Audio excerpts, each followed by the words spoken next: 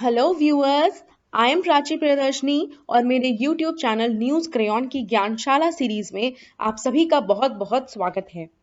ज्ञानशाला series में आज हम बात करेंगे इस मेस्मराइजिंग ब्यूटीफुल से शिप की। This is literally a sea beast. इसका नाम होक जायंट है और ये इंडिया में कब आया, क्यों आया, इसका इंपॉर्टेंस क्या है, ये सारी इंफॉर्मेशन दी जाएगी आपको इस प्रेजेंटेशन में। So kindly watch till the end.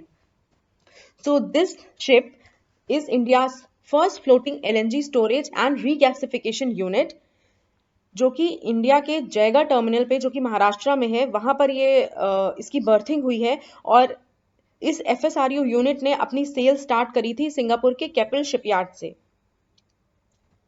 अब अगर हम जयगढ़ पोर्ट की बात करें तो इंडिया का ये पहला deep water 24/7 operational private port है महाराष्ट्र में। इसका इनॉग्रेशन अगस्त 2009 में हुआ था और ये 20 महीने के रिकॉर्ड टाइम में बनाया गया था। ये ऑल वेदर पोर्ट है और इसकी बहुत ही ज़्यादा इम्पोर्टेंस है क्योंकि ये वेस्ट कोस्ट पर मुंबई और गोवा के बीच में सिचुएटेड है। Basically you can see on your screen, these are the LNG carriers. तो जब भी इंडिया या कोई भी और कंट्री गैस का इंपोर्ट या एक्सपोर्ट करता है, it is through these gas carriers only. You know कि गैस को ऐसे ट्रांसफर नहीं किया जा सकता, तो उसको लिक्विफाइड करना पड़ता है पहले और उसके बाद उसको इन शिप्स के थ्रू ट्रांसपोर्ट किया जाता है। नाउ LNG है क्या, इसका यूज क्या होता है, इसका बेनिफिट क्या होगा इंडिया के लिए। So let's have a look. Basically LNG is a clear, colourless and non toxic liquid, जो कि तब बनता है जब नेचुरल गैस को हम अबाउट 162 डिग्री सेल्सियस या -260 डिग्री फ़ारेनहाइट पर इसको हम कूल करते हैं। कूलिंग प्रोसेस से होता क्या है कि जो गैस का वॉल्यूम है वो अराउंड 600 टाइम्स कम हो जाता है, श्रिंक कर जाता है, जिससे कि हम उसे सेफली स्टोर और शिप कर सकते हैं, यानी ट्रांसपोर्ट कर सकते हैं। और अपने लिक्विड स्टेट में LNG एक इग्निशन के लिए एक यू कैन से एक मटेरियल भी नहीं बनती है, तो it is also safe. You can C in the diagram also how it is done. अब अगर हम इंडिया के इंपोर्ट्स की बात करें तो you can C in this bar graph कि 2004 से 2018 तक इंडिया का जो इंपोर्ट है वो कितना ज़्यादा इंक्रीज हुआ है, मतलब it has increase manifold, right. तो अब ये हम देख लें कि जो FSRU यूनिट है, यानी जो floating storage and regasification unit है, वो वर्क कैसे करता है।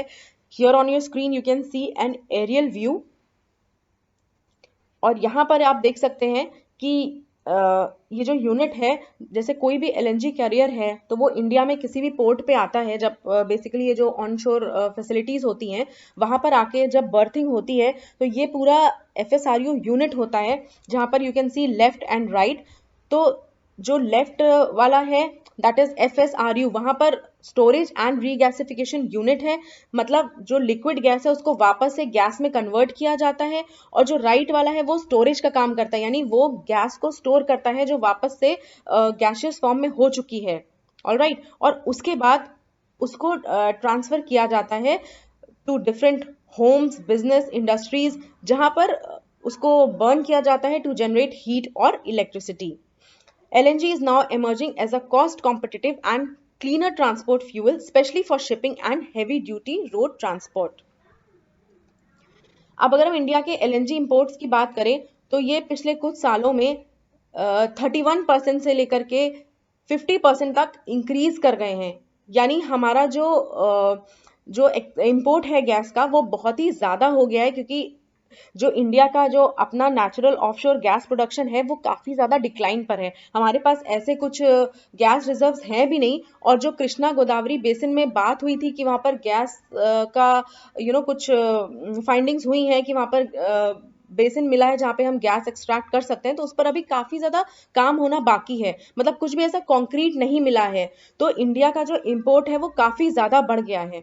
और इंडिया अभी जो नेचुरल गैस है वो पाइपलाइन से इंपोर्ट नहीं करती है, और उसके कोई ऐसे प्लान्स भी नहीं है कि नेचुरल गैस पाइपलाइंस बनाई जाए through deserts and mountains. Alright, और अगर हम करंट स्टैटस की बात करें तो ऑयल और गैस सेक्टर जो है वो it is one of the most important industries, one of the core industries of India. India में टोटल 8 कोर इंडस्ट्रीज हैं।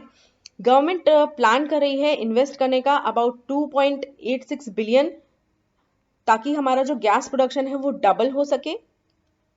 और फर्दर और भी गवर्नमेंट ने प्लान किया है कि around 70,000 crore, that is around $US 9.97 billion, इसको भी ये अलग से फंड है जिसको गवर्नमेंट ने स्पेंड करने के लिए प्लान किया है, ताकि जो पाइपलाइन नेटवर्क है जो हमारी कंट्री में उसको एक्सपैंड किया जा सके।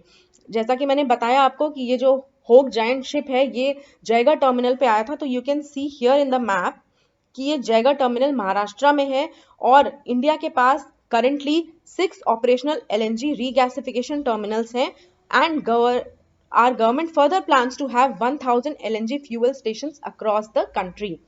You can see here in the map कि these are the basically stations: Mundra, Jafrabad, Chhara, Dahej, Hazira, Konkan, Jaigarh, Kochi and Ennore. Also Dhamra is under construction. अब अगर हम LNG स्टार्ट्स की बात करें तो इंडिया जो है ये 4th रैंक करता है LNG इंपोर्ट के मामले में, after China, Japan and south Korea. और इंडिया अपनी जो LNG है मेनली 4 कंट्रीज से इंपोर्ट करता है, they are US, Australia, Qatar and Russia. Russia is the latest addition. I think 2018 के लेटर पार्ट से इंडिया ने रशिया से अपना गैस इंपोर्ट करने का स्टार्ट किया था। तो you can see here in this graph from 2004 to 2020 India के जो इंपोर्ट्स हैं वो काफ़ी ज़्यादा बढ़ गए हैं, क्योंकि हमारा जो होम प्रोडक्शन है, जो हमारा जो नेचुरल रिसोर्सेज हैं वो अभी उतने ज़्यादा डेवलप नहीं हुए हैं, and this LNG is non renewable, like your coal and other fossil जो गैसेस होती हैं उनकी तरह ये LNG भी नॉन रिन्यूएबल है। So that was all in this presentation. I hope you liked it, and this is the time of pandemic. Kindly stay home, stay safe, take some sunlight and keep doing some exercises. Stay fit and stay safe.